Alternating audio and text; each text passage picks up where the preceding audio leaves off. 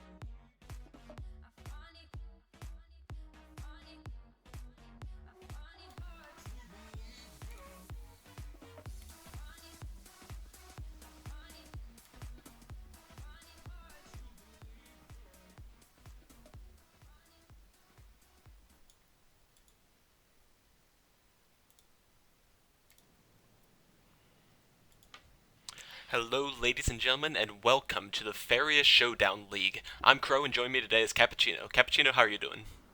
Hey, I'm doing well. How's it going, Tro? Oh, it's going fantastic.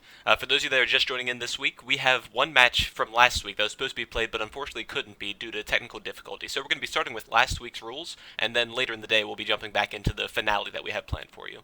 So without any further ado, Cappuccino, why don't you go over the rules for the first match here? Yeah, so across each of these games, we're going to have unique rules. For the first one, it's going to be Dream or Terram Explosion. And what that means is the win condition has changed. In order to win for game one, you must either successfully kill off your own Terram or cast Aurora's Dream to win the game. Yeah, absolutely, and that's a common theme that you'll see throughout this entire first match. They're all alternate win conditions. So we're going to go ahead and jump into game and see what these players have in store for us. You can see here players are selecting their decks, so we'll be just a moment here. And here we go. Alright, so if I hadn't mentioned it, this is XYZ versus Satyrus. This is the game that we missed last week.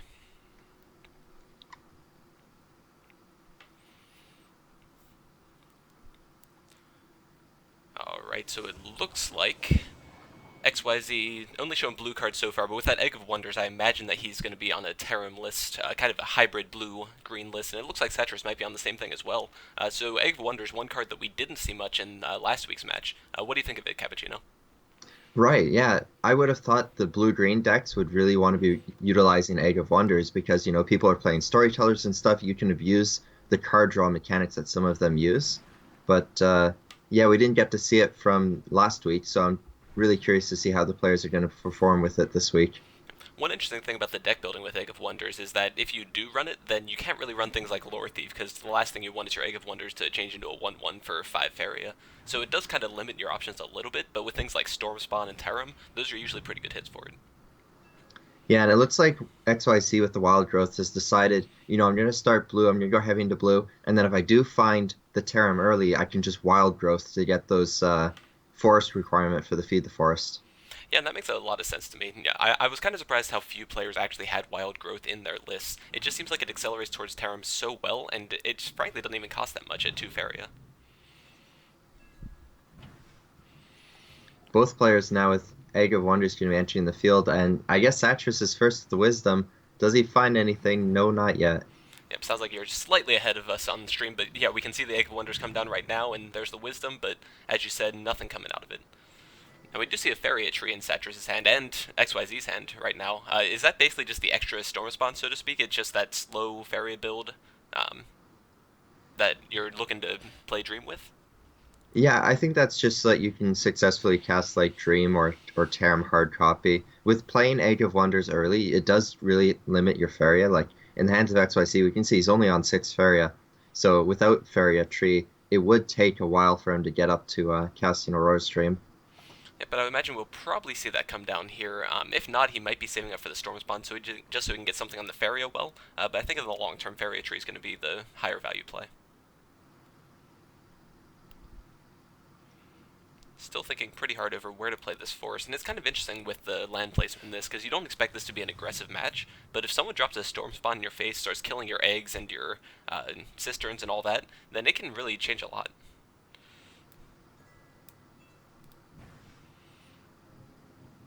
Here we see Sat. Double library for Satras. That's interesting. So it's a way of getting a lot more card draw, but if he doesn't have healing, it can be scary sometimes. If you don't find your dream or you don't find your Terram and you just die. Yeah, but I imagine that with, there's not really that much other damage coming in towards your face. I imagine it's pretty safe in this sort of matchup. Yeah, I think you're right. And he's also dropping the Egg of Wonders as well, so the chance to get a second Tarim if he ends up drawing into it. If not, the second Storm Spawn would be perfectly fine here, just to get the wells going and possibly feed the forest on Storm Spawn a little bit later on. And what do you think here, Crow? XYZ's got to feel like he's way behind because of all the card draw that Satras is going to have. Does XYZ just use his Shifting Tide and start drawing? I think it's got to be tempting here. He's looking at Windfall next turn, even if he does do that. So he is going to go ahead and play, and he does find his Aurora's Dream. So that's going to be coming up pretty quickly here. If he finds a Feed the Forest, then he'll be able to play that in, what, 2 turns? With the Storm Spawn, Feed the Forest, and double Windfall.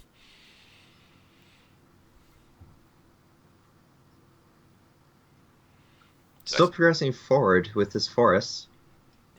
yeah, Oh, there's Terra. once again, slightly ahead of stream here, but yeah, as you mentioned, there is a Tarim. Now, unfortunately, there's nothing really to do with it. He doesn't have the Feed the Forest or anything just yet. Is able to draw into an Earthcraft, finding another forest with it. So obviously looking for that Feed the Forest and still doesn't find it, just finds another library. But now XYZ definitely has to be feeling the pressure with a double Tarim on the board. Yeah, as soon as Satras finds Feed the Forest, he's going to win the game, unless he has some alternative way of killing it. Though I imagine it's only Feed. Yeah, Feed's the only one I can think of. Possibly some kind of what is it called, the Sagami that eats things, but I think Feed the Forest is definitely going to be the way to go with this sort of list. Alright, XYZ drawing into another Shifting Tide here, so we're probably going to see the double Windfall come off. Choosing to play that first, but that's fine. Still no Feed the Forest, though. It seems like that's what both these players are lacking right now. I imagine they both have 3 of them in their list, and if either one had a Feed the Forest, this game would be blown wide open right now. Yeah, I just want to mention really quick, I'm not sure if the players are running it, but something like a Demon Wrangler is an easy splash card where it can toggle either your Storm Spawn to give you the mana, if you get it from Egg of Wonders, or it can kill off your Tarim. So something like a Wrangler, for instance, could be a good splash as like a 1 or 2 of in this type of a tournament. And there it is, Satras actually finding the Feed the Forest off the top. He's able to just play 1 forest here, and that'll be enough to end the game by the look of it. So it looks like this is going to be a quick game 1 for Satras. Yeah, not only that, but Satras after feeding could cast Dream. So Satras really crushing it for game number 1. Well, do we give him 2 wins for that, or does it still just count as 1? Alright, and there it goes. He's going to choose to go with the Dream instead of the Feed, and looks like he might just cast the Feed the Forest anyway. Yep, there it is. Satras just showing off just a little bit here, but we can't really blame him for that. He is able to just Tarim and Dream in the same turn. That's like the ultimate Dream right there, right? Dude, that's even better than 2 wins. He can feed on 2 Tarims and then summon a third after casting Dream. That's like triple victory. Alright, next YZ's had enough. He is going to call it quits and concede the game here. Very well played by Satras, definitely finding everything he needed to win that game. Maybe just a little bit unlucky from XYZ, like you said, with the lack of card draw early on. Yeah, the addition of Library into Satras's list really sped him up, so very good inclusion there. Absolutely. Now, the next match that we have for you is going to be a suicide matchup. And what that means is that instead of trying to reduce your opponent from 20 to 0, you're trying to kill yourself as quickly as possible. So what we've seen in the past with this is things like the red-yellow list, running things like Cypher's Wrath, Flame Burst, Doomsday, all those things that are self-damaging. Do you think those are going to be the sort of things we see with this match too, Cappuccino, or do you think people are going to go more into blue for Library and try to go the Fatigue route? Yeah, I think the Doomsday Bloodsong combo is a very strong combo, and it was performing really well last week. However, I'd still like to see a player try and do it with just self-mill blue super drawing with libraries. It's a bit slower now that library is 4 lates, but I think I'd like to try it that way. I'm curious to see what the players have gone for. Yeah, absolutely. So trying to select those decks right now, and okay, here we go. So once again, going to be suicide matchup between XYZ and Satras.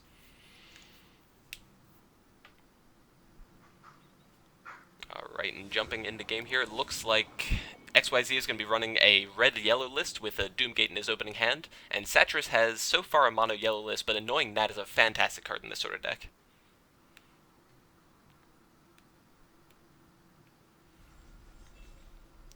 We see Even the Demon is really nice out of Satras, as long as he's able to start burning himself on turn 2, like that's going to be putting him ahead. Yeah, anything that's repeatable damage like this is very, very good. We can see that XYZ also has that Ultra of Souls, but with the Triple Desert, that comes online just a little bit later than the cards from Satras. Oh, and Satras has a Doomsday. He gets to start off at 10 HP, basically. This is pretty much the only format where you'll see second turn Doomsday possibly be correct, but he's actually going to hold off on it. What do you think about that play, Cappuccino? It could be he's waiting for his opponent to play, like an Altar of Souls, for example, or his own Shaitan Demon, and then Doomsday afterwards when you have the Nat on the board. So I think it's a little bit greedy, but I could understand why. He just wants to make sure he shuts down the burning from XYZ. And with things But like the Nat, he does still have some reproducible damage, so and I imagine, like you said, with the Altar coming down, this will probably be the turn to trigger the Doomsday then. yeah, and this is going to be putting him down to what, 7 life. Going to really be shutting him down in terms of life total. Yeah, down to 7 life already, and then he's threatening the Blood Song on the following turn. So definitely a lot going on here. Satchel seems to be thinking it through. He's not sure if he wants to Doomsday just yet. It could be he's debating Falcon Dive before Doomsday just so that he has more Fairy to work with, but I think with getting the extra 1 damage effectively out of Falcon Dive, it's worth it to go ahead and do it later, but he's actually just going to go ahead and pass back. He's playing this very defensively. He's almost playing like a control deck in a suicide game, and I'm not even sure how that works, to be honest. I feel weird even saying it. as for XYZ, this is not the hand you're looking for. Double Derelict, double Ciphers. He doesn't really have any demons to be burning him. He doesn't have his Doomsdays. Just gonna have to toggle the altar and pass. Yeah, I imagine those towers would be a lot better if he had his own annoying Nat or something like that going.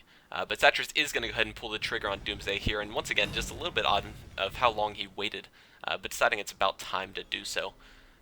Looks like he might even have lethal on himself next turn, actually. Yeah, interestingly enough, if he had gone for the Doomsday, now he didn't know he was going to be top decking another Bloodson, but if he had gone for the Doomsday, he would have had lethal that turn on himself. Yep, absolutely. So XYZ's got to be feeling the pressure here, but there's not really that much you can do short of playing like a storyteller or something to get your opponent some life. Doomgate giving him a way of cycling cards could work out nicely for XYZ, because he really needs to find Doomsdays or cards of his own. Yeah, but even a Doomsday at this point, that'll kill your opponent's Nat and take them down to 4, and 4 is a lot easier to kill yourself on. Just a single Cypher's Wrath on your own Nat will do it. So honestly, I don't even see any way for XYZ back into this game. With this hand, even with 12 Faeria, he doesn't have anything going on, unfortunately. You know what he needs right now? He needs Forest into triple Earthcraft making lakes, into like 2 turns from now casting Aurora's Trick. Capture that Nat. Surprising no one went for the Aurora's Trick strategy in this matchup, but we'll leave that to you if you want to do a show match with one of these players after the tournament. So Doomsday in the hands of XYZ, but I don't know if it's enough. Satras has his way of killing him on his turn, and I don't even know if XYZ is going to bother going for the card draw this turn. Yep, absolutely. But gonna go ahead and play the Doomsday here. He thinks that the only possibility he has is by killing himself very quickly. But we can see with Satyrus, he just has his Blood Song in hand, and this match is gonna go 2-0 to Satyrus. Yeah, it would have been close for XYZ with Soul Pact playing his own Slaughtering Shadow and ciphering it on his next turn. It would have taken him down to 4, so a Blood Sun or anything like that would have been lethal, but unfortunately, Satyrus is gonna win this before he can. Yep, absolutely. Now, unlike previous weeks, we are actually playing the best of 3 all the way through no matter what. So even though Satyrus is up 2-0, we still have one more game for you here. So Cappuccino, why don't you go through the rules for that one? Yep, so for game number 3, hang on one sec. For game number 3, it's a collection game. The objective of the game is to collect from all 4 wells in a single turn, and that will declare you the winner. So we've seen in the past, people do blue decks or people do yellow decks with just mobility. I think it was the followers with Windborn training, or Kalim's training, as it's called now, just to collect from all 4 wells very quickly in one turn. And that was how King Dan's won his game. Yeah, that was absolutely crazy. He went all the way from having nothing on board to winning all in one turn, which is exactly what you want from this sort of deck, just to come out of nowhere and explosively capture all 4 wells, which I know in the game of Faeria that doesn't necessarily sound explosive, but given that it's your win condition now, it's very powerful to be able to do that. Alright, so with that, we're going to go ahead and jump into game and see what these players decided on, if it's going to be a blue deck or a yellow deck or something else in between. Now, interestingly, we just saw it. Is something like Doomsday worthwhile in this sort of list, just to kind of crush everything your opponent has to come back? I don't think so, just because a lot of the things that you want to be playing are really cheap minions, and so I think Doomsday won't have too big an impact. We can see XYZ mulligan into a failed experiment here. Kind of a powerful card when used with Lore Thief and other card draw, Prophet of Tides as well, but both these players seem to be on mono blue lists. Ninja Toad is a really clever way of getting out the haste unit to double collect, and Prophet of Tides to collect from the other side with like a Sturdy Shell or a Triton Diver. Like this is some really good synergy. And I was mentioning last week that, I would have looked at doing blue for this reason. Prophet of Tides and Ninja Toads are really good for this type of a challenge. Oh yeah, absolutely. Anything that can jump, and the Triton Divers with Aquatic is even more powerful, just because you don't have to spend time building over there or anything. So, frankly, depending on what Satyrus does, XYZ could just win next turn if he draws a Prophet of Tides.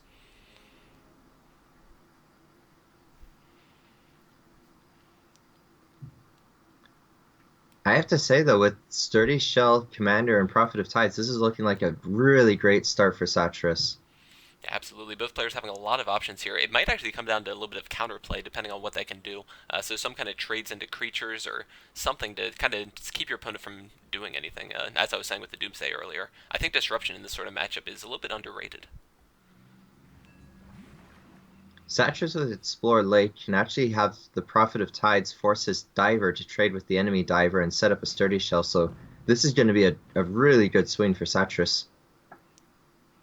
It looks like XYZ having a couple connection issues here. Hopefully that doesn't affect the game. But Satyrus thinking things through and wonder if he will go to trade. And I think that given that your opponent has the initiative here, I think it is probably a good idea to do so. Though he could go for the Commander route instead of the diver. Commander would be threatening to double collect, whereas the Sturdy Shell isn't. Yeah, Gabriel and Commander also better at trading if he does decide that the trade route is something he wants to do. Something you kind of expect out of blue players, though, is Battletoads to be coming down, so it could be he's scared of Battletoads if he goes for the Sturdy Shell, but he ends up going for the Commander. Absolutely, and you can see Satyrus there being a great sport, giving XYZ a little bit of time to finish out his internet connection there. So great to see from these players, at the high level. So Failed Experiment Lore Thief is really good for getting your cycling, or like thinning your deck anyway, especially with Prophet of Tides. It means you can get out a cheap movement trick, so you can afford these more expensive cards like Ninja Toad. Absolutely. And here we might see XYZ come out with something very sudden. It looks like next turn he's actually threatening collecting from all four wells, again, depending on what Satyrus does, just with a double Ninja Toad plus the Shifting Tide in his hand. It's got to be scary though with Satyrus having, you know, creatures established on the board already, threatening triple collect, potentially quadra collect if he has a shifting or a prophet. XYZ might feel tempted just to trade into one of the creatures. Yeah, but having to use both a Ninja Toad and a Shifting Tide to do so, I don't really think it's worth it, unfortunately. I don't really see a good way for him to come back if he does make that line, so I think he just kind of has to take the risk that his opponent doesn't really have much.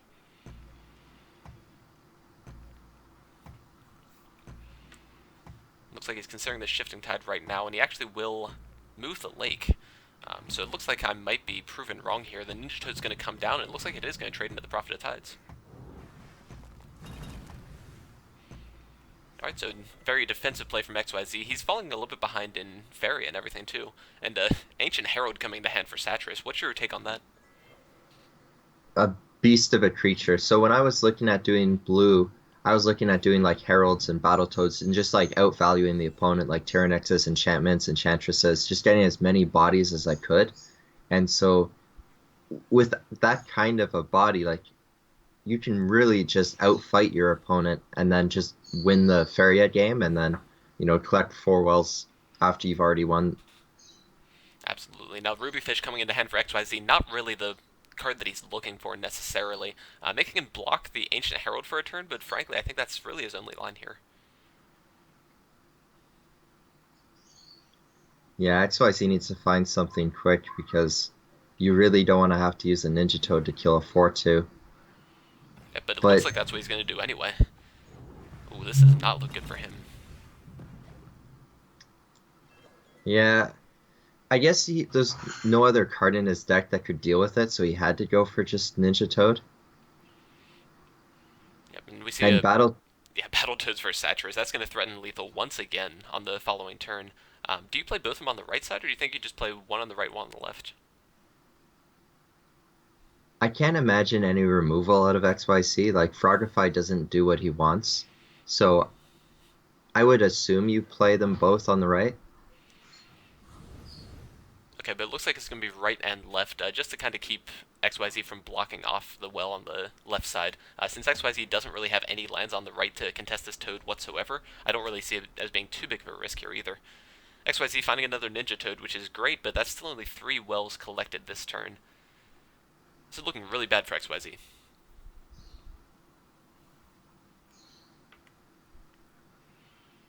The only way he could win is with A Prophet of drawing Tides, like that Prophet of Tides he into just drew right here, so Prophet deciding of to... Tides does it.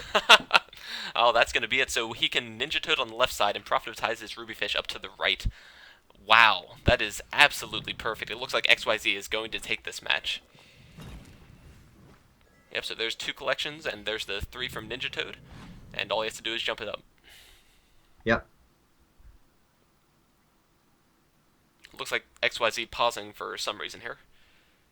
Hopefully this isn't some kind of extended BM or something like that. Oh, but Did he it looks like disconnect? XYZ has lost his connection. Oh, XYC has had connection issues in the past, so it's just unfortunate. But yeah, if he doesn't make it back in, he's got the victory on board, so the ruling would be giving it to him. yeah, I think that makes a lot of sense. So we're going to go ahead and cut the video here, but we will declare XYZ the winner. So that means that this will be a 2-1 win for Satyrus. Where that puts us as far as the tournament goes is that XYZ will take the #1 seed as the person with the most game wins, even though we have a 3-way tie in match wins. And then it's between King Dan's and Satyrus. And since King Dan's won the head-to-head matchup, despite them having the same number of game wins, it'll be King Dan's progressing to the #2 seed. Do I have all that right, Cappuccino? Yep. Okay, sounds good. So, ladies and gentlemen, thank you all for joining us for this matchup. And in about half an hour or so, we will be broadcasting that finals between XYZ and King Dan's. Cappuccino, why don't you go over the rules for that real quick? Okay, the rules are actually really cool, and I've wanted to see a tournament like this for a while now. It's odds and evens. The players are going to be drafting or constructing 4 decks, and for the theme of 2 of them, it's going to be only odd costed cards. And then for the 2 other decks, it's going to be only even costed cards. And players will just alternate from odds to evens for their deck selection. And if it makes it to game 5, the players are allowed to resurrect one of their decks, regardless of it being odds or evens. So if we do make it to game 5, we'll see what players thought was stronger, going odds or going evens. Okay. So, do you think we'll see like 4 different color decks, or do you think that one color is going to be good in both odds and evens no matter what? I didn't know how much There's you've looked at it. there's actually a ton of strategy to this that I was thinking about because you can have a throwaway deck because it is going to be a Pantheon style in the sense that you can only have a max copy of 3 across your decks. Like you can only use 1 Aurora across all 4 of your decks. So it could be the strategy is you throw away a deck, so just all the worst cards, and then you fine tune like 3 really strong ones, and you just try and maximize your wins with those 3 strong ones. And if your opponent starts with a strong deck and you throw away a weak deck to start with, not only do you get scouting information that, oh, hey, so he used these cards, so I don't have to play around these cards, or I don't have to worry about this type of a strategy. It's just a really good reading tool to have a throwaway deck, I think. But at the same time, if your opponent starts with their 3 strongest and just doesn't ever play the 4th one, which is the weakest for them, then maybe that's a better way of doing it. I'm really excited to see what the players come up with. What do you think, Crow? I'm not even going to try to hazard a guess. King Dan's and XYZ are way better deck builders than I am. But one thing that I will say is that I think it's pretty likely that some colors are going to be better on odds than even. So just straight up. So we see that, just in this match that we just saw, things like Battletoads, Ancient Herald, Sturdy Shell, Gabriel Enchantment, and Enchantress, those are all even costed cards. So things like that I'd expect to see in a blue even costed deck, whereas blue doesn't necessarily have those tools that it needs to win the game on an odd cost. So I think blue is definitely going to be better on evens. The other colors I need to take a little bit closer look at, though. But I would love to see if a player is able to build 2 monocolor decks, so 2 mono green decks, one with even and one with odd. But we'll see that in about 40 minutes or so here. So ladies and gentlemen, please take a break, grab something to eat. We're going to be doing the same, and we'll be back with more Faeria action in about 40 minutes. Thank you all very much for watching.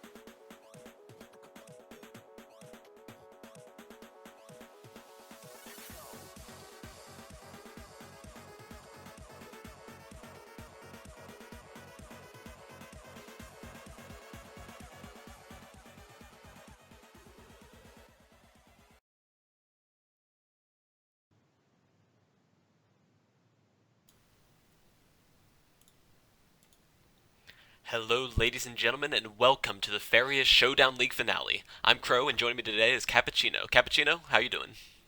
Hey, I'm super excited for this match. This is going to be really awesome to see. Yeah, absolutely. So these players have fought through 3 weeks, and for our finale, we have XYZ versus King Dance, two of the top players in the game, and it's great to see him pulling through in deck building challenges like this as well. Yeah, two very, very strong players, very high up in the ladder as well. Players that make it to the monthly cup. XYC is relatively new, but he's been doing great. And he did manage to get the number one seed into this finale. He even bested King Dan's the last time they matched together, so this will be King Dan's chance to recover from that. Yeah, and that was all the way back in week 1, if I recall correctly, so it's going to be just this rematch from several weeks ago. Yep. So without any further ado, can you go ahead and explain the rules, please, Cappuccino? Yeah, so once again, this is an odds and evens deck building restriction. Players are going to build four decks, two of them using only odd costed cards, and two decks using only even costed cards. And it's best of five format. If it goes to a game five, what happens is players are allowed to resurrect one deck. So regardless of odds or evens, they can choose. And so if we do make it to a game five, it'll be interesting to see what players think is the stronger archetype to go for, whether you go for the odd deck or the even deck revival. Yeah, and at that point, there's a bit of a mind game too, right? Because you not only have to worry about what your strongest deck is, you have to worry about what your opponent thinks their strongest deck is. So there might be a little bit of meta going on if you think you have a better matchup with one deck versus another, and that sort of thing. Exactly. So, what do you think you would run if you were playing in this tournament right now in about 2 minutes here? What decks would you be running? Well, when we thought of the format, I went to look at like what decks I could make and sort of what themes you can really fit in, what decks line up. And one thing that really lines up well is Green Rush or just green cards in general. A lot of the best green cards are three drops, and Feed is a one drop, and Messenger is a five drop. So, like a green deck for an odd color card or an odd deck is very, very strong. And so that's what one of mine would be. Then for even costed, Warstorm Champion has recently got a lot stronger, and I play that a lot the past few days. And Warstorm Champion, Grove Colors, Ground Shakers, a lot of really, really strong cards there. Yeah, Uh, absolutely. We mentioned a little bit before as well that there are some options for even costed blue cards. For example, pretty much the entire Gabrian package is even costed, so that could be a pretty strong mono blue deck as well. yeah, and then for my other odd costed deck, I think something that's really strong that would really pay off is something like a Hate Seed deck with Altar of Souls. Hate Seed is now seven cost, so you could do Hate Seeds with Altar of Souls as a three cost card, and Wind Soldiers are three, Fanatics are three, Horse Masters three. There's a lot of really, really strong three drops that fit the Attack Matters theme. So my second odd costed deck would be a red yellow Attack Matters deck, with my final even costed deck being probably just a blue deck because, as you pointed out before the break, Heralds are really strong, Queen's Guards are really strong. You get access to Spell Rolls, Beirut, just a lot of really good cards, Enchantress. So I think just an even costed blue deck would be my final deck. Yeah, definitely a lot of solid things. You lose out on libraries, but I'm not even positive they're going to be that useful in this sort of matchup. I think we're going to see a few more aggressive decks just by the sound of it, just from what you were saying there, with things like burn decks and the mono green aggro you were mentioning. So you might not even have time to play libraries or that really heavy control list. Yeah. Alright, so with that, ladies and gentlemen, we are ready to jump into game between XYZ and King Dan's. So we'll see what they have in store for us first hand. We will be starting with the odd costed decks first, so whichever odd costed deck they want to start with, they can start with that right now. So then we'll move on to evens, odds, evens, etc.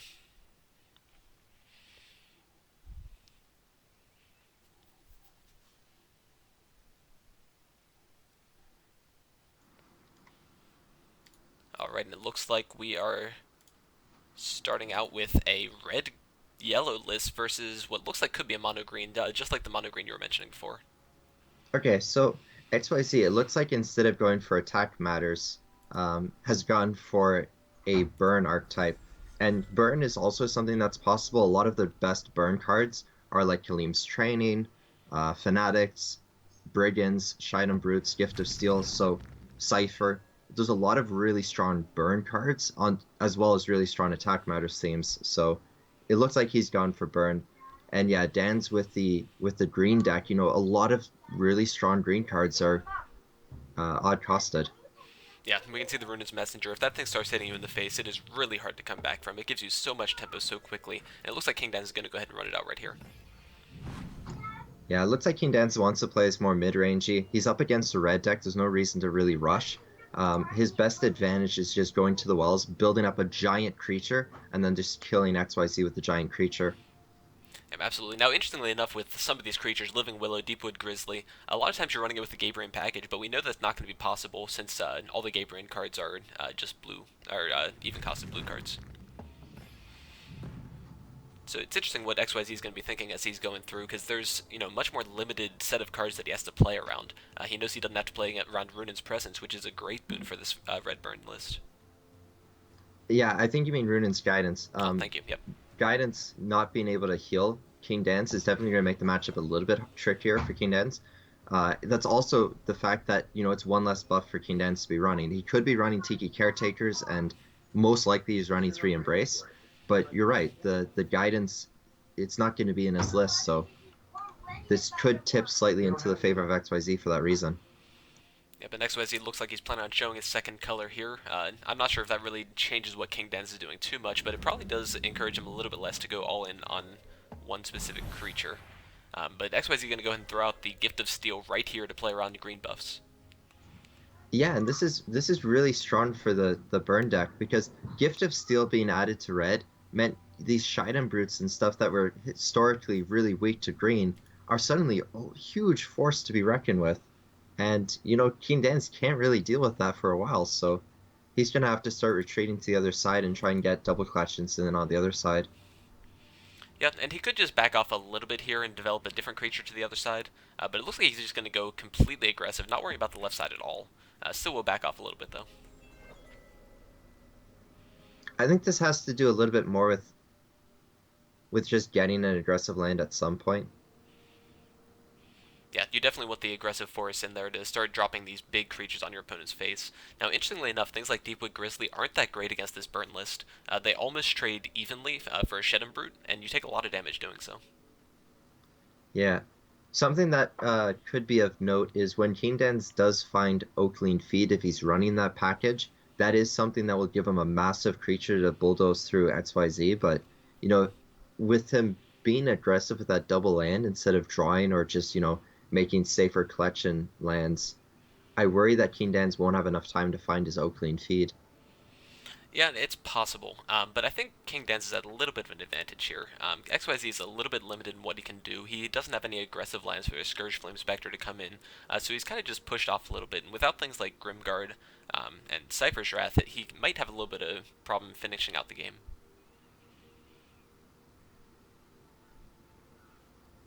XYZ now debating whether he wants to do a control build or he wants to go into the walls, and he goes for the control build. Yeah, it looks like he's going to continue pushing up the right side of the board, and he's actually planning on taking out that Runa's Messenger with the Flame Burst plus a double hit from the Derelict Tower, just trying to cut King Dance off of any resources that he can.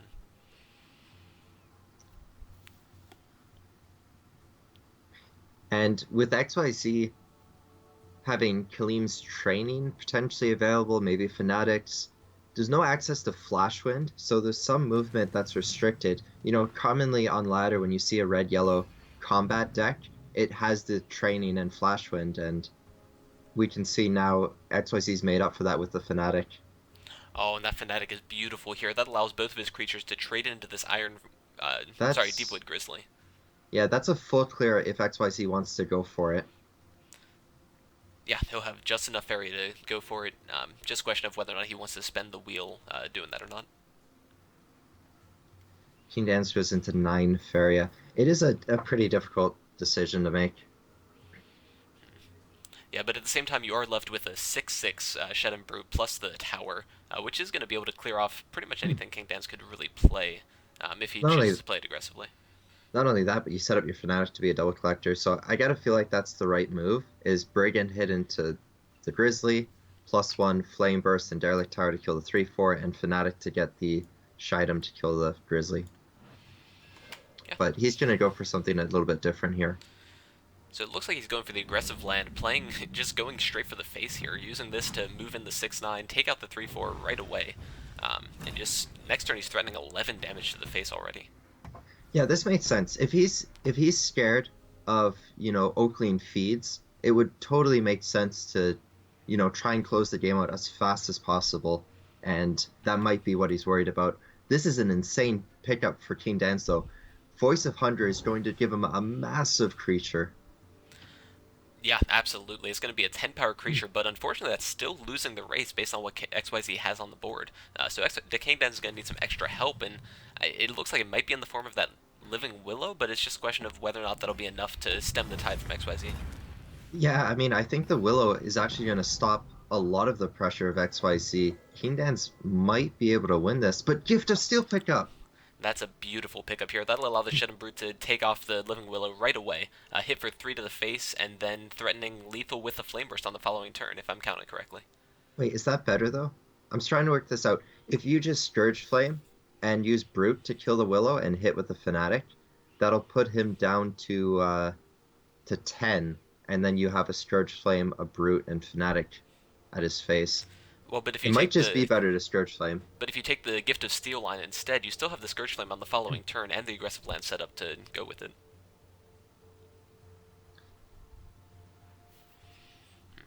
So I think it is close. Either way threatens lethal by the look of it.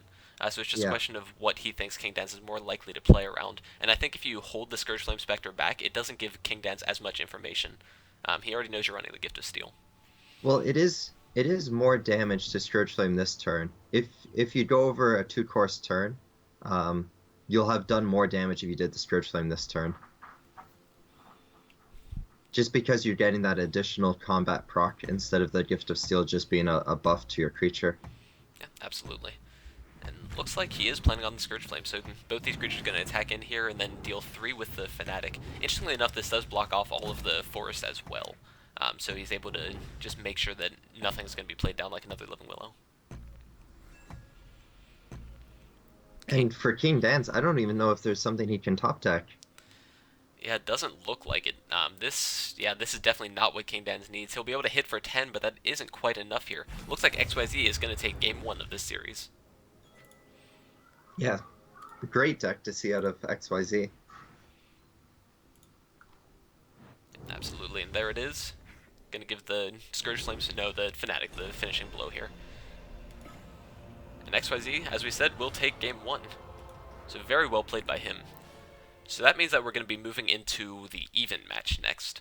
So just based off what you saw here, do you think that affects the deck choices from the players at all? I mean, obviously there's no overlap there, but are you worrying about game 5? Do you want to diversify for that? Yeah, I'm not really sure if there's any RPS strategy that's going into their minds. By RPS, I mean like the rock, paper, scissors, do I want to have 2 decks that are weak to this matchup? Do I want to have a split of decks, even if it's slightly weaker, but I can counter these other stuff? I think you're right that there's some advantage there, but because there's no overlapping cards, I think players will usually just go for whatever they feel like is the strongest deck. Yep, absolutely. And I think with that in mind, something like blue is incredibly strong, and Warstorm champion in this slower type of, actually I say slower, but that was a very, very quick win for XYZ, so Yep, absolutely. Both of these players finding some very powerful lists here, but we're going to go ahead and jump right into it and see what these players have in store for the next game. my prediction is there won't be any rush deck that's even costed, just because a lot of the rush cards aren't very good as even costed cards. Yeah, absolutely. If you look at like Yellow Rush, things like Rodram Fanatic and Kalim's Follower and Shaitan Demon, they're all odd costed, but then the things that enable it, like Kalim's Prayer, those are even costed, so it's just kind of a disconnect there, and it doesn't quite flow as well as it would otherwise.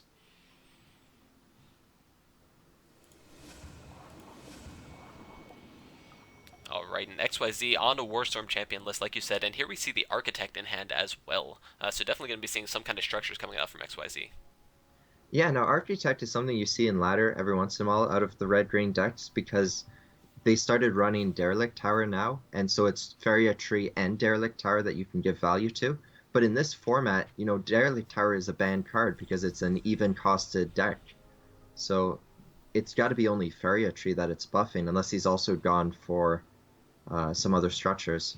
The green overgrown, I can't recall what it says. Overgrown Tower? Yes, thank you. That's an even costed card as well, isn't it? Yes. Yeah.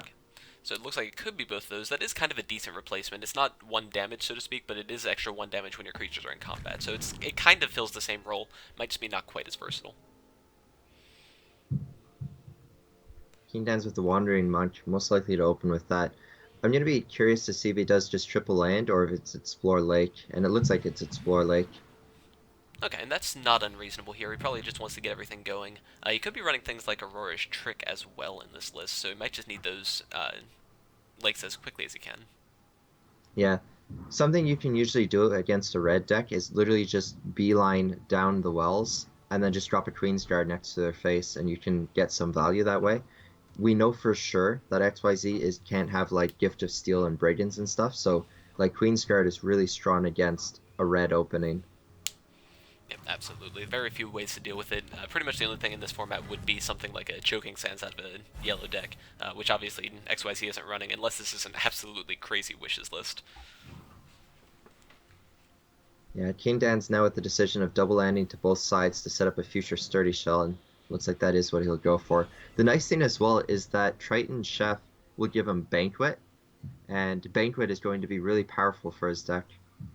Yeah, and that actually threatens a very good trade from the Wandering Monk into the Wood Elemental next turn. So a very potentially powerful line for King Dan's. XYZ this turn has his own Faeria tree too, which is going to be pretty big if he can get it off. Yeah, I was worrying that with just the limited amount of structures, unless he's also running Overgrown Tower, Architect wouldn't really find targets right away, and it might just be a dead card in hand that, or maybe just play it as tempo. And it looks like he managed to find the Faeria tree, so he's going to be able to start snowballing that. Yep, absolutely, and he's going to back off a little bit, but that's not quite going to save him with this Triton Banquet in hand. So King Dan's is almost certainly going to go with that. It's a double collect plus a clear on the creature and threaten the Faeria tree. Just seems like a very powerful line here. I was curious if he would play the Chef in front of the Wandering Monk, like Lake forward, play the Chef, and then Banquet jump across, because that sets up Mythmaker to potentially buff Chef later. It looks like instead he just wants to, play a very clean collection game, make sure he doesn't have any weak spots. Yeah, and I think that makes sense too. He has a pretty good board control right now, and the last thing he really wants to do is kind of rush it and try to force something that isn't necessarily there. He's a lot more comfortable with especially with blue decks like this, just to take control of the wells and push forward a slow advantage like that instead. Now, this really is unfortunate for XYZ, though, because it's a forest that's the connecting path to the Wandering Monk. He can't really block, and that Wandering Monk also has jump because of the Banquet, so XYZ is in a ton of trouble. He can't even top deck Architect because he would have no place to summon the second Architect. Yeah, absolutely. And that's only if he draws this turn, obviously, but one Flame interesting... Burst... Sorry, go ahead. An interesting thing is that if he chooses to block off this Faeria tree, if he does draw, it does kind of force King Dan to do a little bit of an awkward land placement to double Faeria around to get to the Faeria tree, but I think that'd probably still be worth it for him if that does happen. Yeah, and it's not like XYZ can top deck Flame Burst either. Again, this is an even costed deck, so things like Flame Bursts aren't going to be seen.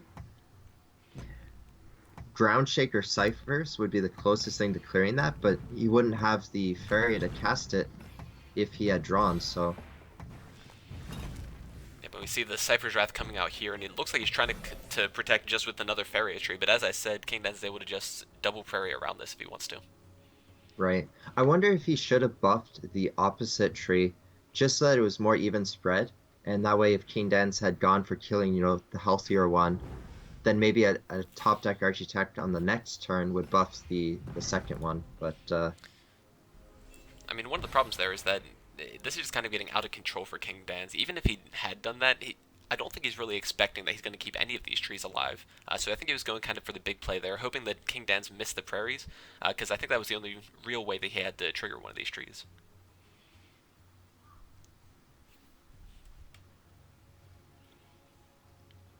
Here we can see the Grove Caller in hand, and that's just really not what you need right now. It pretty much does nothing on this board, so it looks like it might be lights out for XYZ here pretty quickly.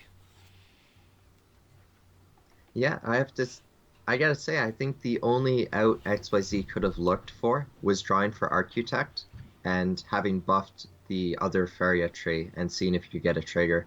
Because every other line, you're just slowly losing the King Dance. He's out collecting you, and he has way better pressure. Yeah, And this is really rough for XYZ, as you said. King Den's threatening a triple collection next turn, and clearing off XYZ's entire board as it is. And looks like XYZ doesn't have anything to do about it, and it's going to be a Wave Crash Colossus in hand as well for King Den's.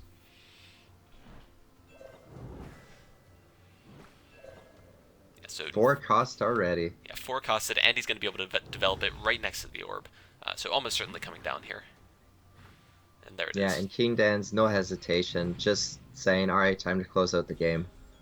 Yeah. Is there any lucky hit he can get with his Warstorm champion to clear off this board? If Well, everything hits perfectly, he can get everything away from his face. he really only needs one hit onto the Wandering Monk or one buff onto the Architect to kill off the Wandering Monk, and then, if the majority of buffs go to the Warstorm champion after that, um, it'll be able to kill off the Colossus. I think you actually hit your Architect into the 6-3, then play Warstorm, just to ensure Warstorm grows to 8-8, so it can overpower the Wave Crash Colossus. Frogify is 4 Faeria now? I guess you have to fear Frogify. Yeah, I do think I still like that line, though. Obviously, he'd have to play his Warstorm champion on the left side just to make sure it doesn't get taunted up by the Queen's Guard. But that does seem like a pretty reasonable one to me. Is there something he could draw for first? Maybe drawing was a potential line. Oh, wow. Ooh, that is the worst way the buffs could have gone. Yeah, pretty much. Damage going nowhere that matters. 6-6, that's going to have to trade into a 6-3 anyway. Yeah, that's really not what he wanted at all. But at the same time, it is a good thing that he didn't hit first, because none of those hits went down on the creature that he wanted it to, so he actually would have lost the game on the spot the following turn when the monk got buffed by the draw for the turn. Yeah, pretty unlucky there, but it was probably a gamble that was still worth taking just because it was the only way of potentially coming back in the first place. Yeah, but with these Wave Crash Colossuses at their minimum cost already, it seems like it's pretty much just over. A couple different ways to threaten lethal from King Den's this turn, and he's just kind of holding off on the Faeria and not overcommitting to the board, which I really like. XYZ is able to go for the Warstorm champion again, but you know, it would have to be all 4 buffs on the Warstorm that's currently on the board, and then all 3 pings hitting Queen's Guard, and maybe like 1 ping hitting like the Sturdy Shell. He needs really good pings, basically. Yeah, but it all comes down to the Warstorm champions. If they hit perfectly, he'll be fine. But I guess he can +1 ciphers, so there's a couple ways it could go that he could still pay off with. at that point, is it worth it to trade off first? No, he's just going to go ahead and do it. And it looks like Sturdy Shell's absorbing a bunch of the hits, so there's no way this is going to end in his favor. Yeah, really unfortunate. He did get the buffs all to line up the way he wanted. It's just the pings didn't go the way he wanted. He wanted just 1 at least to hit Queen's Guard. If 1 hit Queen's Guard there, he could have ciphered it and traded his Warstorm into the Wave Crash Colossus, but, unfortunately he doesn't find the pings, and that's going to be King Dance taking game number 2. Yeah, absolutely. Very well played by King Dan's, bringing the series back to a 1-1. Yeah, and very, very strong decks. I gotta say, I think King Dance had the stronger deck there, just because the blue is going to be more consistent in getting that pressure. But, we saw XYZ almost came back. If 1 ping had gone on that Queen's Guard with the Cypher's Wrath to follow up, he would have had an 8-1 and another Warstorm. There is a chance for XYZ to come back just because Warstorm does have that potential, but, I gotta say, King Dance was a very, very strong blue deck. Absolutely. So now we're back to odds once again. And just based off what you've seen, what do you think these players are going to be bringing for their odd list now? We saw the red-yellow burn list from XYZ and the mono-green from King Dance. Do you think they're just going to kind of switch and play each other's decks this time, or do you think there's something else in store for us? Yeah, I think the green for sure is going to be played just because, even though it didn't have a great showing for King Dance, it is a very, very consistent deck. So I think both players will recognize green as a strong deck. As for King Dan's second deck, um, he played green.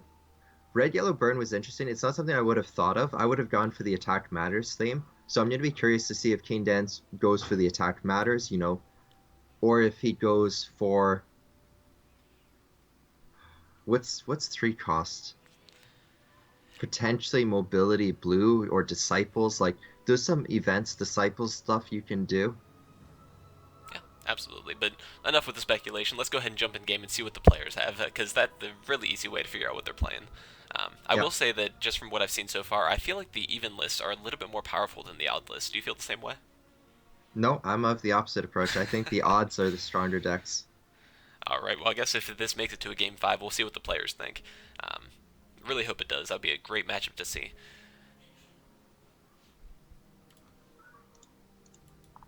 Players are now selecting their decks, so we'll be jumping into the game in just a moment. Yep, sorry, player confirming that they couldn't use the same deck a second time, so looks like King Dance wanted to, but unfortunately, no, not able to. We have to see all the decks from the players this time.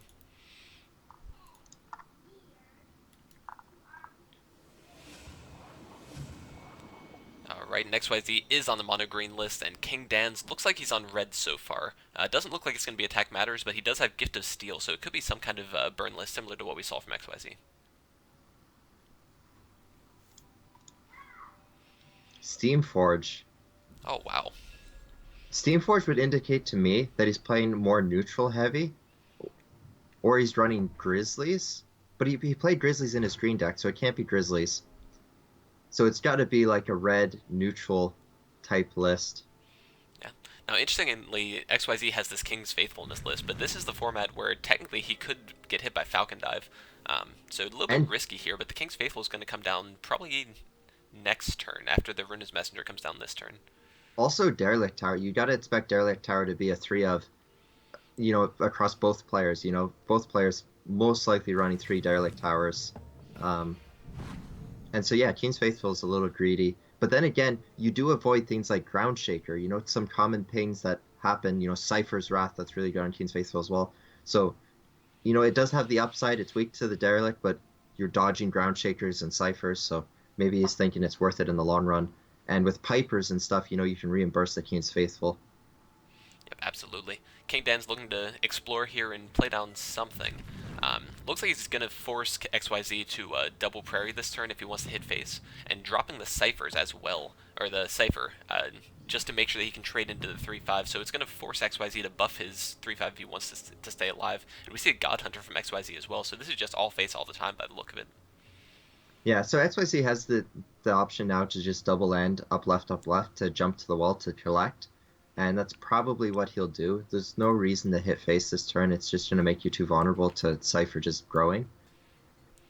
Well, at the same time, you do have that Tiki Caretaker as well, so you could threaten 5 damage. But you can't double Prairie and get that in. Never mind. So he is going to build up towards the left, like you said. Whether you develop King's Faithful is a question. It looks like he's going to decide not to, but you could potentially drop that down. And if King Dance didn't have the Flame Burst or Derelict Tower, then with Tiki buff, you could potentially kill the Cypher. It was something to think about, but he decided not to. Yeah, interestingly enough, things like King's Faithful, very good against Cypher, not only because it doesn't die in one hit, but if you deal 4 to it and it gains 1 HP, that's not the end of the world. A high attack Cypher isn't really as threatening as a high toughness Cypher. Yeah, very good point. Cypher not really gaining much life when killing one life creatures. Looks like this could turn into a race pretty quickly, though. King Dan's building forward and playing the aggressive Farm Boy. Not exactly the most threatening creature, but interesting that he didn't develop the underground boss there. How do you feel about that? I think he just wanted to set up another collector, and this was the only spot that he could set it up as a collector without hindering his lands. He can still next turn drop an aggressive Axe Grinder if he top decks one, or drop Boss to threaten face. He just wanted to get the Gatherer on the board. I think it was the best line. Well, I was looking more at the underground boss defensively, because if the Runa's Messenger comes in all the way across the top and attacks the face that way, then King Dance doesn't really have a way to deal with it. I think with how King Dance has done the lands, XYZ is going to be very scared of a Horsemaster, because right now King Dance has set it up so that Horsemaster would be the perfect trade. And it looks like XYZ is just going to not really value the threat of Horsemaster and just go for it anyway. I don't know. I would have really thought with the line King Dance went for that he would have a Horsemaster in hand.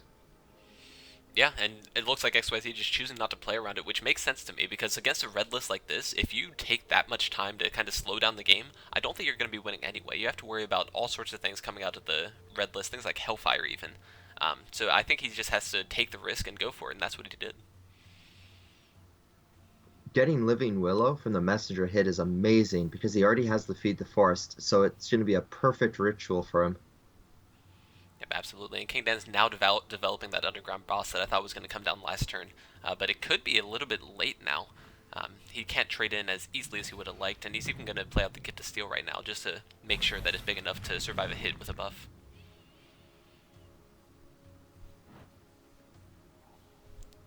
Farm Boy just, moseying along. Eventually, if it gets buffed by Steamforge, 19 times, he can one-shot. Well, we could be in for a long game depending. If King Dan is able to kind of stave off this attack, he'll be in a pretty good position, I think. That was a hard-drawn Feral Kodama. That wasn't for Messenger. So XYZ has decided to run Kodama, a card that a lot of people look at as being weak. This is a restricted format, so you have to put in cards that you might not normally run. But Kodama it's a pretty powerful card. At minimum, it's a 5 Faeria 5/5. But with having jump, you can really threaten the entire board if you get it in the middle of the map. So very, very strong card. And it looks like he's opting to run. I'm curious to see if it's three of them. Yeah, but at the same time, with a heavier rush list like this, it costs 4 forests. That's a pretty big cost. Do you think there would have been anything better for that slot, though? That is a good point. And we saw King Dan's instead opting for like Grizzlies and for Voice of Hunger. It looks like XYZ wanted to be more of a mid-range approach or like more faster pace, more mobility. And I'm not sure who it's going to pay off for. But we do know XYZ brought Burn. So XYZ may have been thinking that both players would be playing Red, Yellow, Burn. And so he thought Kodama healing might be a factor. There could be some reasoning to it.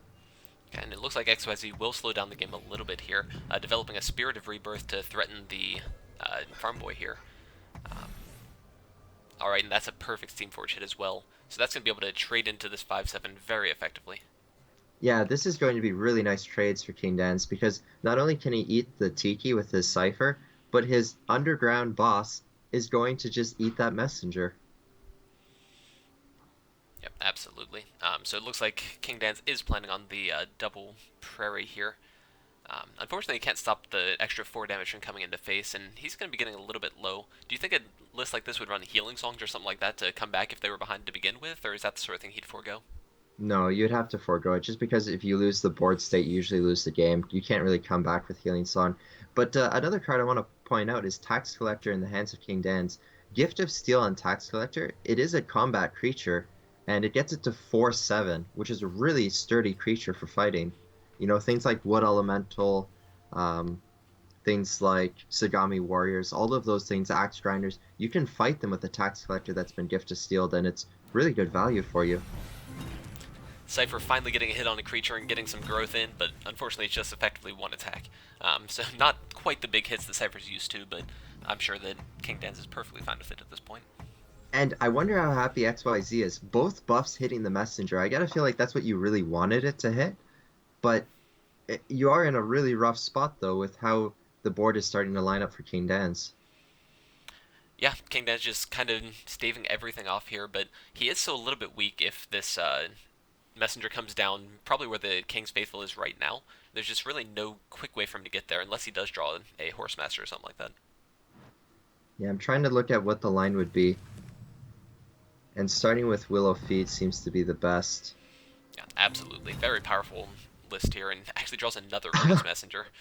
And that buff as well hits the messenger, so it's a 6/8 messenger, which means it'll be able to kill off Cypher. That is so perfect for XYZ.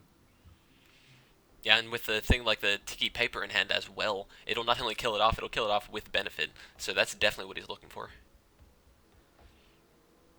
It is unfortunate that he can't really develop the Piper where he would want it, just because if he scoots the Spirit over, he's not killing the Farm Boy, and all of his forests are occupied except for the one next to the Cypher.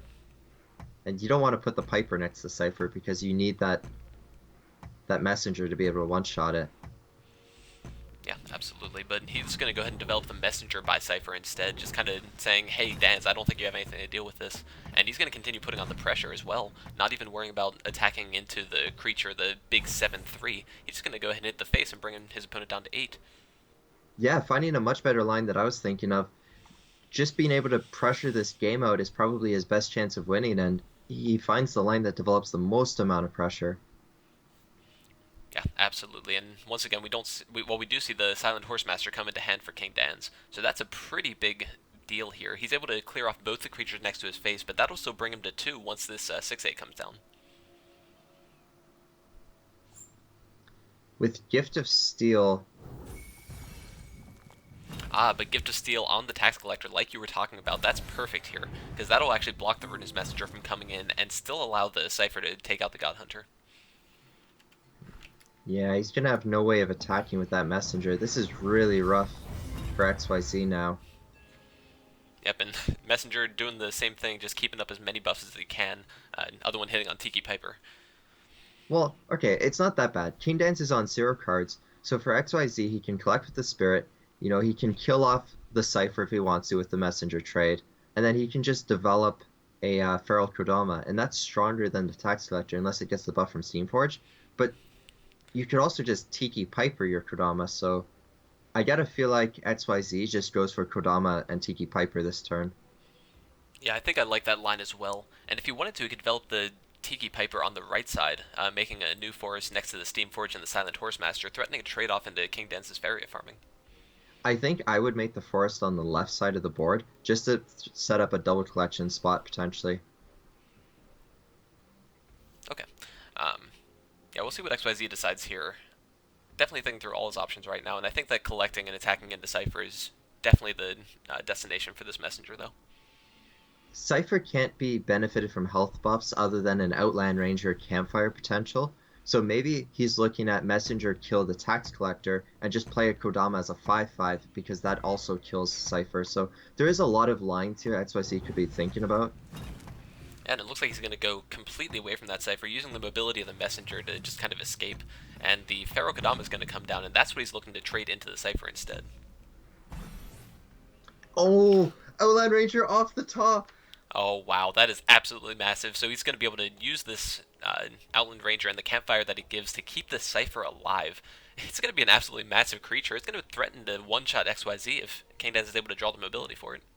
Not only that, but the Tax Collector got the Steamforge buff, so Tax Collector is at 5 power, threatening to kill Messenger now.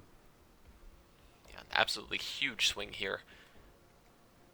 I wonder if XYZ even considered campfires when he was making this line. I mean, you don't really expect to see an Outland Ranger from this sort of list, do you?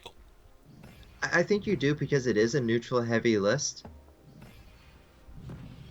Yep, and there it is. The campfire comes down, and we're up to a 26 Cypher. XYZ really needs to find Feed the Forest if he wants to come back into this, and I don't know, even that, when there's a 26 Cypher on the board and Horsemaster's a card that can be ran, I don't know, this is looking really scary.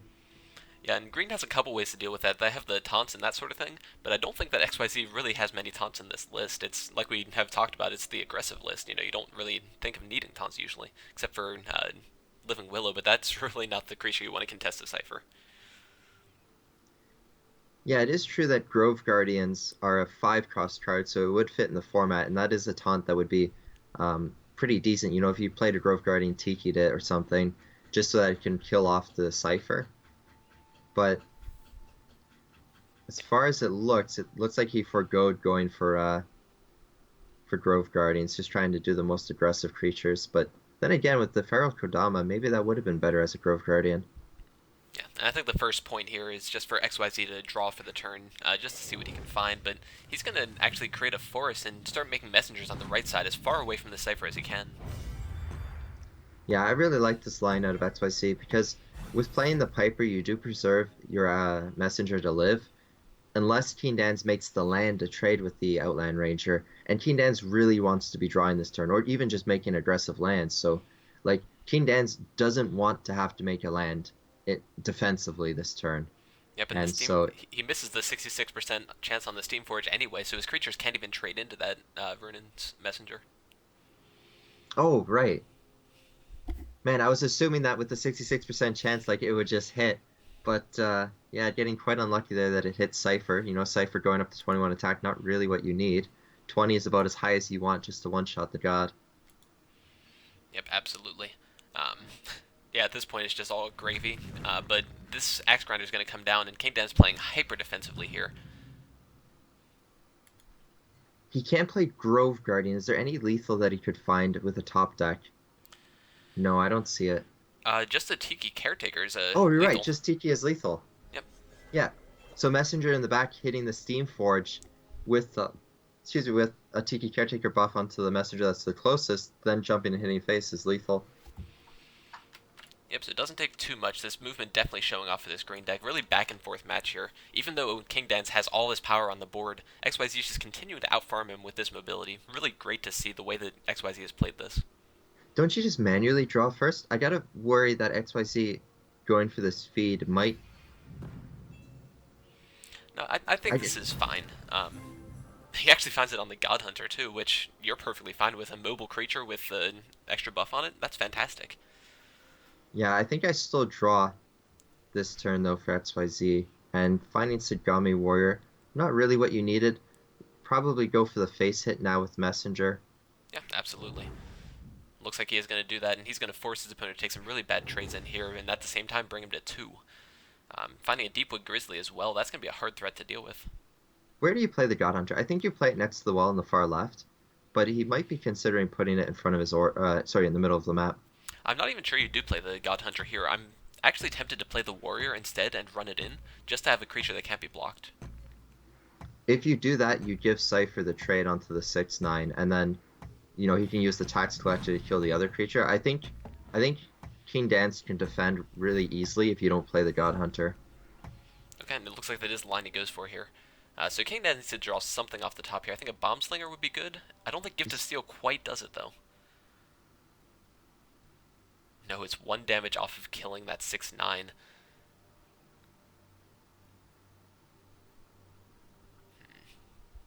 I don't see a line for King Dance to stay alive here. So he can body. No, he just screwed it up. Yeah, I saw the line. It was the Axe Grinder and the Tax Collector hit into the Messenger that's a 5/7, and then Cypher hits into the 6/9, and the Outland Ranger just blocks, and then King Dance wins, or doesn't win, but most likely wins from that point on. I think saying most likely wins is a little bit hopeful. But yeah, at this point, King Dance is giving his opponent the win, even if he moves the Cypher back to block. Just God. Well, no, I guess this doesn't quite do it, does it? Yeah, this is gonna block XYZ from winning, but King Dance could have been in a much stronger spot if he had killed the 5/7 Messenger and used Cypher to kill the 6/9 one. Yeah, but at the same time, this God Hunter is just kind of stymied at this point. There's not really anything it can do. I imagine we'll see it jump to the center of the board on the prairie in front of Cypher, just to make sure that it can get anywhere it needs to if the King Dance just lets his guard down for a moment. Now, Freedom Fighter is an odd-costed card, All right, but this will do it right here. Sorry to interrupt, because the buff Yeah. allows it to trade into Cypher, and then God Hunter will finally hunt the God, and XYZ will take this match. Very close one between the two players. Man, these players are playing awesome decks and very top-notch plays coming out of them. Other than that slight misplay just at the end there by King Dance, but up until that point, like players are playing on very high levels, and it's really exciting to watch this. Absolutely. Now we're on to the last deck from each of these players, so we're going back to the even list. So we'll see if King Dance is able to bring this one back and tie it up at 2-2, or if XYZ is going to take the whole match right here. Now, I gotta feel like when we were on the evens last time, King Dance had the stronger starting deck with the blue. And so if XYZ now is coming with blue and King Dance is playing something else, this could go into the advantage of XYZ. Yep, and we do see some blue cards in XYZ's hand now, so a couple of Spell Whirls, which I don't think we saw from King Dance. But Dance looks like he's on mono yellow so far, and it looks like it will be just straight mono yellow. I'm surprised he threw away the Dune Drake, But it looks like with Skyguard, he's probably running Sky Captains, so it looks to be a flying deck. But with the double landing, is it aggro or is it flying? Or both? Yeah, it could be a mix of both at this point, but just looking at XYZ's hand right now, it looks like the aggro could go off very, very well. If he's able to get in, start getting some damage, Spellwars aren't really what you need to defend against that. He's going to need some kind of Gabriel enchantment to make this Sturdy Shell fighting. And actually drawing the Kalim's Prayer as well, that's fantastic for him. Yeah, this is going to be a very, very strong start for King Dance if he can get that face hit. But, you know, if XYZ is able to block, and Queen Star's going to block perfectly. Oh, that's an amazing draw here. Definitely exactly what XYZ needed. Now it looks like King Dance will have a couple more options. He's going to probably just fly to the left with the Dune Drake and plan to Last Nightmare the Queen's Guard. So XYZ is not out of the woods just yet. That's going to be a pretty good trade for King Dance overall. Yeah, this is the turn where XYZ has to figure out how he wants to play the rest of this match. Does he want to play the standard defense we just built to both sides, or does he want to double land up and Queen Star taunt the Dune Drake? That's actually a really good question here, because that trapping does help out a lot, but at the same time, hitting twice in with the Dune Drake isn't that bad for King Dance either. Yeah, it is a little bit difficult. If he does the standard defensive build and just lights the left side of his orb, he does get to play both spell rolls and have a bit more, or a better idea of what cards he's going to be playing. But he is going to go for the double land Queen's Guard. Alright, definitely can't blame him for that one. King Dan is drawing a Soul Drain, not quite what he needs, unfortunately. But he's just a little bit off being able to make all kinds of plays here. I think you probably still develop the Kalim Skyguard, though. Yeah, it's really unfortunate for King Dance that the Dune Drake, you know, it being 3 attack now, really, it doesn't line up well against Queen's Guard. Yep, and it looks like King Dance is going to go ahead and develop that Desert here. He's considering doing it defensively, actually, so he can get some farming going on his Skyguard. How do you feel about that? You wanted to play it out of range of the Queen's Guard, I think, and that was one of the best spots to put it to contest the Sturdy Shell. Oh man, triple Spell Whirl in hand right now. How many Spell Whirls do you think are going off this turn? Do you think it's just a 3, or do you think it's going to be less or more? I've seen Spiral into Spiral into Spiral before, so I think at least 3 are being played. Potentially, you know, 7 or 8.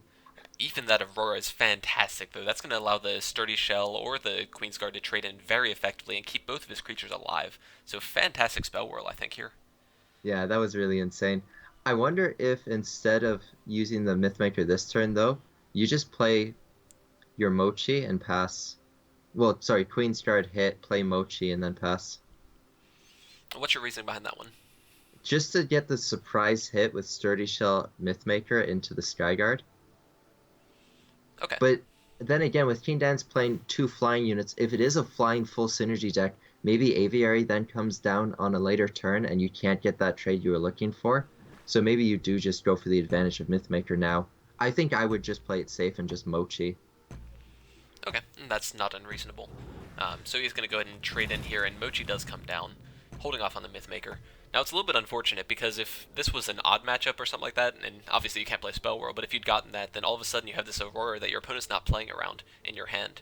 But it looks like XYZ doesn't really have too many odd cards in his hand to play around. It's just this Gabriel Warden, which really isn't too big of a deal from King Dance.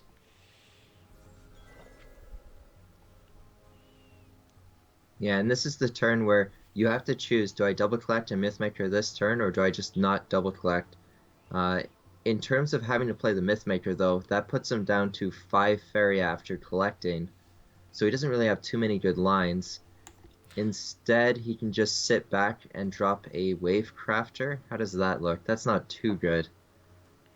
I feel like you don't even need to Aurora necessarily. If you just advance your Sturdy Shell, and King Dance moves in and attacks it, you know, playing around Gabriel Enchantment or something like that, then all of a sudden you have this Aurora to buff it back up. So if King Den wants to spend the attack and the spell into it, I think XYZ is probably okay with that. I think the problem is that Soul Drain's a card, but then again, Aviary isn't, because it's an even costed card. I mentioned before Aviary, but it's not something that King Dance should actually be running. And it looks like XYZ is just going to forgo collecting, and I think it's a wise decision, because if Soul Drain did happen with the hit into this Sturdy Shell, you would feel really far behind. So I like the choice of just sitting where it was.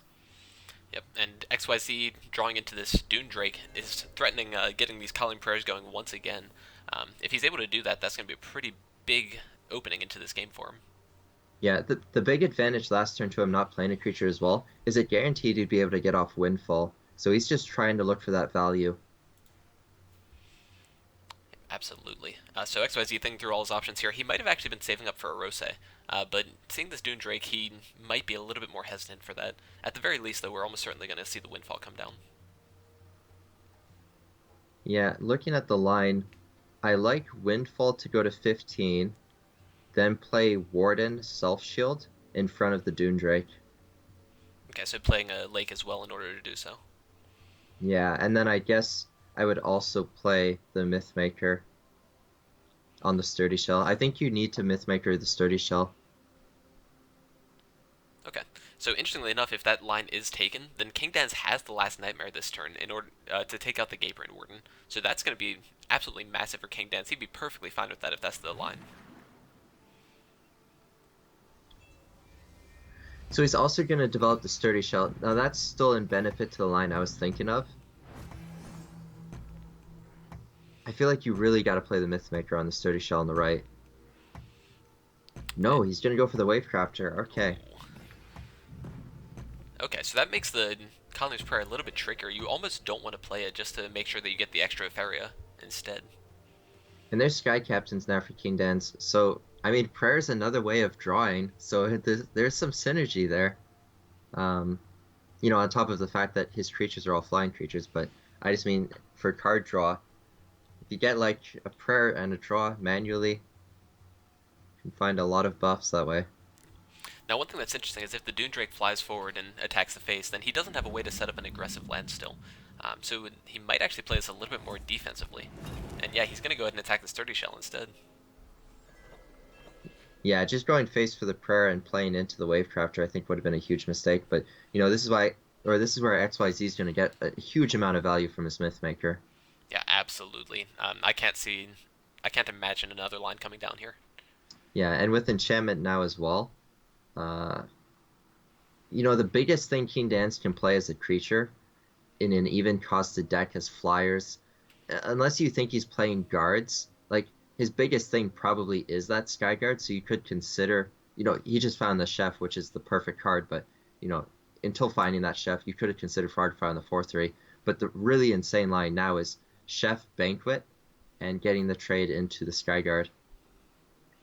Yeah, absolutely. I think either line is reasonable here. XYZ considering another lake by the look of it. So definitely playing some high-costed lake cards. Okay, he's going to opt in just for the Mythmaker, but the Doomdrake wasn't really collecting. If you developed the Chef on the left, you would have been able to Mythmaker it on the following turn, so I would have gambled with just doing the Banquet, but both lines, I think, were winning lines, and, that's going to be XYZ taking game number 2. That's game number 4. Oh, sorry, game number 4. Yeah, and that'll be the win for XYZ. He's going to take this series against King Dance. So congratulations to him. That's 3-1 now. So, ladies and gentlemen, that's it. That's the first winner of the Faeria Showdown League. The first Faeria Showdown League, that is. That was so awesome to see. Congratulations to XYZ for winning the series. I really wanted to see a Game 5, though, just to see what players thought were the strongest. If we get a chance to ask XYZ if he can respond in time, what he would have resurrected and what King Dance would have resurrected if it had gone to Game 5. I want to know what they think was the strongest. Yeah, we might be better to cover that at a later time. I think we will be releasing an article on the Hub, just kind of recapping all this and getting some of the players' thoughts as well, and possibly things that we might be planning for the future, but unfortunately we can't talk about those just yet. But as we said, that's it for the FSL, guys. Thank you all very much for watching, and Cappuccino, thank you very much for joining me for this fantastic tournament. Yeah, great tournament. Really awesome to cast it with you, and yeah, I had fun. Alright, that's fantastic. So with that, ladies and gentlemen, we're going to call it a day. Thank you all once again very much for watching us, and we look forward to seeing you for more casts in the future. So have a good one, and have a good day.